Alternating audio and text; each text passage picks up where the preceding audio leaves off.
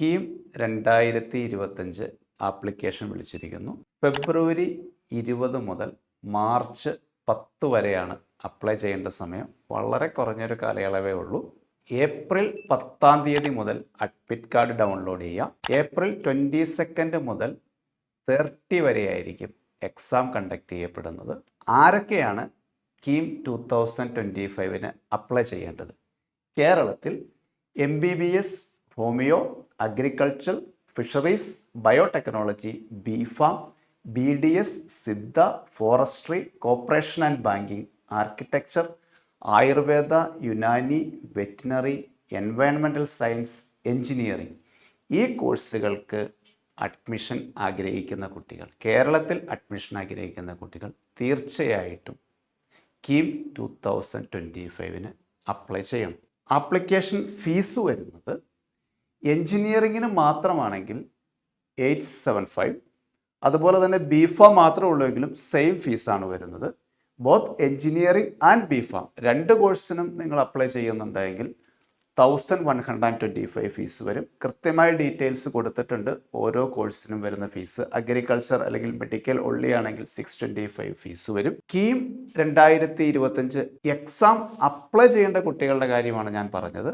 KEAM 2025 exam attend ചെയ്യേണ്ട കുട്ടികൾ ആരൊക്കെയാണ്? അത് 2 ഗ്രൂപ്പുകാർ മാത്രം എക്സാം ഫേസ് ചെയ്താൽ മതി. ഒന്ന് ബിടെക് അഡ്മിഷൻ ആഗ്രഹിക്കുന്ന കുട്ടികൾ, എഞ്ചിനീയറിംഗ്. 2 ബിഫാം, ഫാർമസി കോഴ്സിന് അഡ്മിഷൻ ആഗ്രഹിക്കുന്ന കുട്ടികൾ. എഞ്ചിനീയറിംഗ് കോഴ്സിന് അഡ്മിഷൻ ആഗ്രഹിക്കുന്ന കുട്ടികൾ 75 മാത്തമാറ്റിക്സ്, 45 ഫിസിക്സ്, 30 കെമിസ്ട്രി. അങ്ങനെ ടോട്ടൽ 150 ക്വസ്റ്റ്യൻസ്, 180 മിനിറ്റ്, 150 ക്വസ്റ്റ്യൻ, 3 മണിക്കൂർ എക്സാം. കറക്റ്റ് ആൻസറിന് 4 മാർക്കും, തെറ്റിപ്പോയാൽ -1 മാർക്ക് നഷ്ടപ്പെടും.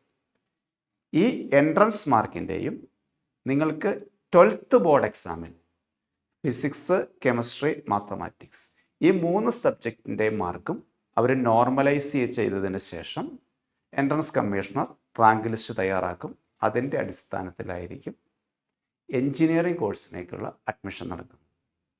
രണ്ടാമതായിട്ട് ബിഫാം. ബിഫാം കോഴ്സിന് കേരളത്തിൽ അഡ്മിഷൻ ആഗ്രഹിക്കുന്ന കുട്ടികൾ KEAM 2025 physics chemistry paper attend ചെയ്യണം. 75 ക്വസ്റ്റ്യൻസ്, 90 മിനിറ്റ്. അതിൽ റാങ്ക് ലിസ്റ്റ് തയ്യാറാക്കുമ്പോൾ കെമിസ്ട്രിക്ക് കൂടുതൽ വെയിറ്റേജ് നൽകിയായിരിക്കും റാങ്ക് ലിസ്റ്റ് റെഡിയാക്കുന്നത്. അതിൻ്റെ അടിസ്ഥാനത്തിലായിരിക്കും ഫാർമസി കോഴ്സിലേക്ക് അഡ്മിഷൻ നൽകുന്നത്. അതുപോലെ തന്നെ മറ്റുള്ള medical course MBBS, BDS, Ayurveda, forestry, agriculture ഇത്തരം മെഡിക്കൽ കോഴ്സുകളിലേക്ക്, മെഡിക്കൽ ആൻഡ് അലൈഡ് കോഴ്സുകളിലേക്ക് നിങ്ങൾ എഴുതേണ്ട എക്സാം നീറ്റ് 2025 ആണ്. NTA നടത്തുന്ന നീറ്റ് എക്സാമിൻ്റെ റാങ്കിൻ്റെ അടിസ്ഥാനത്തിൽ Kerala entrance commissioner rank list തയ്യാറാക്കുകയും അതിൻ്റെ അടിസ്ഥാനത്തിലാണ് നിങ്ങൾക്ക് കേരളത്തിൽ കോഴ്സുകൾക്ക് അഡ്മിഷൻ ലഭിക്കുന്നത്. നിങ്ങൾ എഴുതേണ്ട എക്സാം നീറ്റ് ആണെങ്കിൽ പോലും കീം എക്സാമിന് നിങ്ങൾ രജിസ്റ്റർ ചെയ്തിരിക്കണം. അവസാനമായി BARC കോഴ്സ്.